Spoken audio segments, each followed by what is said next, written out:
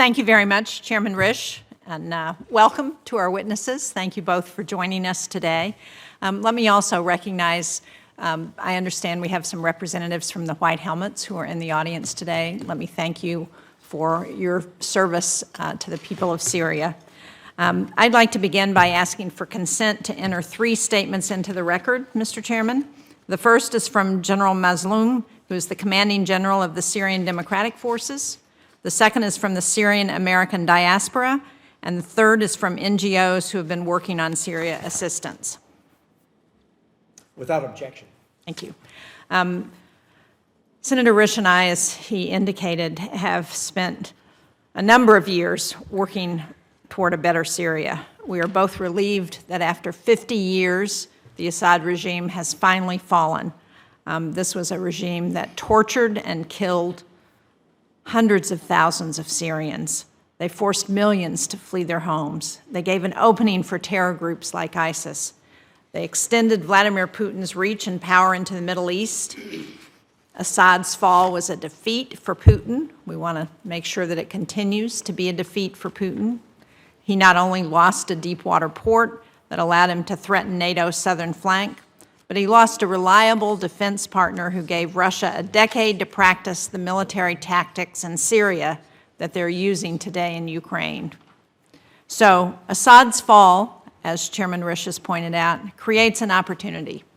It's a chance for us to rebuild from the rubble, a chance for the economy to recover, a chance for refugees to come home, and a chance to deny Putin, as well as Iran's Revolutionary Guard, a strategic foothold in the region. Tehran wants the Syrian land bridge to the Mediterranean and to its proxies. They want their UAV development and missile strikes sites back. They want to return to training security forces in Syria. Stopping them, I believe, is critical to U.S. interests and to our partners in the region, like Lebanon and Syria. I mean Israel. U.S. efforts in Syria are also key to preventing ISIS from taking advantage of the vacuum. ISIS has terrorized people across Syria and the region, and ISIS has radicalized and inspired lone wolf terrorists who have struck inside the American homeland. San Bernardino, California, Orlando, Florida, Garland, Texas, Ohio State University, New York, New Orleans. It's a very long list, and we should be doing everything we can to prevent this terrorist group from reconstituting itself. And it is not enough to leave the mission up to Turkey. We need to stand with our Kurdish allies and the entire global coalition to defeat ISIS. We cannot cut and run at this critical moment. That's why the foreign aid freeze and recent attempts to shut down the United States Agency for International Development are so disturbing. Mr. Chairman, I'd ask for consent to enter a summary on assistance blocked in Syria for the record as well. Without objection. Not only have these efforts meant cutting off programs to educate women and girls and help the very basic needs like delivering babies, they've directly undermined efforts to combat ISIS, to preserve evidence to hold Assad and his regime accountable for their crimes. We've heard that security guards have been at risk at Al-Hol, which is a huge detention camp in Syria, where ISIS is looking to reconstitute itself. We can't allow that to happen. Evidence that could help bring Austin Tice and recover Americans who have been murdered in Syria needs to be addressed. That's why I've asked Secretary Rubio to immediately issue waivers for aid to Syria, including to support the security of ISIS detention facilities. At the same time, we need to move quickly toward targeted sanctions relief.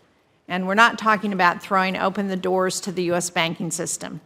But these sanctions were put in place on the Assad regime. That regime is gone. If we don't reevaluate those sanctions, we punish all Syrians for the sins of Assad. Syria's transitional government needs to understand the expectations of the United States and the international community, and that means we need clear, measurable benchmarks for an inclusive government that respects the rule of law and protects the Syrian people. Sanctions relief will also help bring in the investments from regional partners and the international community that Syria needs to rebuild.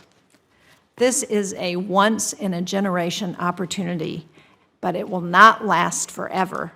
So I hope our witnesses will speak to the challenges there and the opportunities and help us think about how we can move swiftly to take advantage of the situation. How can we incentivize inclusive governance, transparency, and the rule of law? How can we support stability in Syria and prevent our adversaries like Russia and Iran from regaining a foothold? And what steps can we take in this short window of opportunity to keep Americans safe from the threat of terrorist groups like ISIS? So I look forward to hearing your testimony today and to our conversation. Thank you.